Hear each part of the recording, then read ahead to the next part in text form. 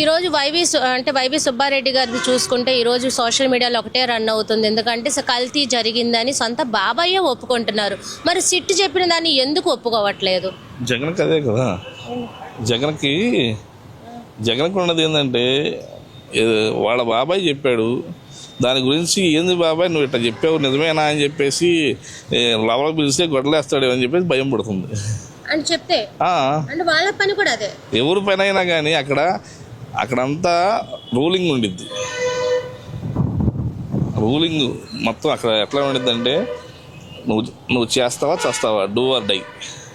Defence అంతే, defence చావడానికైతే నువ్వు మాట్లాడు, అందుకని ఏం మాట్లాడలేకపోతున్నారు. మరి ఈ రోజు మాజీ మంత్రి రోజు అయితే నిన్నైతే కనుక గుంటూరు పశ్చిమ నియోజకవర్గంలో గట్టిగా అయితే మాధవి గారిని అనడం జరిగింది.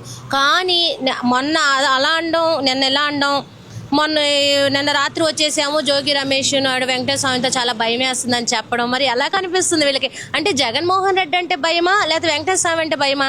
వెంకటేశ్వర స్వామి కన్నా కూడా ముందుగా జగన్మోహన్ రెడ్డి అంటే భయం. దేవుడు ఏంటంటే చూసి చేస్తాడు, ఈయన డైరెక్ట్గా పిలిచి గొడ్డలు వేటు ఒకటే. బాబాయ్ అనే చంపినోడికి రోజా లెక్క, జోగి రమేష్ ఒక లెక్క. మరి అలాంటప్పుడు నేను ప్రెస్ మీట్ లో ఎందుకు అలా మాట్లాడడం? అదే స్క్రిప్ట్ ఉండేది కదా, తాడేపల్లి ఆఫీస్ నుంచి వచ్చింది స్క్రిప్ట్, ఎంత మట్టికి చదవమ్మా అనేది. ఆమె ఇట్లా బూతులు తిట్టి ఈ రకంగా ఇట్లాంటివి చేస్తుందని మా పార్టీ నుంచి తరిమేసాం. ఇప్పుడు ఆ బూతుల పార్టీలోకి వెళ్ళిపోయింది. అక్కడికి వెళ్ళిన తర్వాత కూడా పరిస్థితి. జగన్మోహన్ రెడ్డి గారికి చెప్పొచ్చు కదా, ఇలా ప్రమాణం చెయ్యన్న. చంద్రబాబు నాయుడు గారు కూడా ప్రమాణం చేస్తారు, నువ్వు కూడా చేస్తారు కదా, చెయ్యని అనొచ్చు కదా. ఆ మాట మీరు చెప్పారు అనుకోండి, ఏమొక భయం. ఎక్కడికి పిలిచి ఏం చేస్తాడో తెలియదు కదా. సరే ఇప్పుడు ఈ ప్రమాణాలు అంటున్నాను కదా, జగన్మోహన్ రెడ్డి దగ్గరికి వెళ్ళి ఏమైనా వెళ్ళి అడిగిన తర్వాత వెంకటేశ్వర స్వామి గుడిలో కాదు చర్చిలో పెట్టుకుందాం ప్రమాణం, చర్చిలో చేయమనండి అని రోజాని అడగమనండి.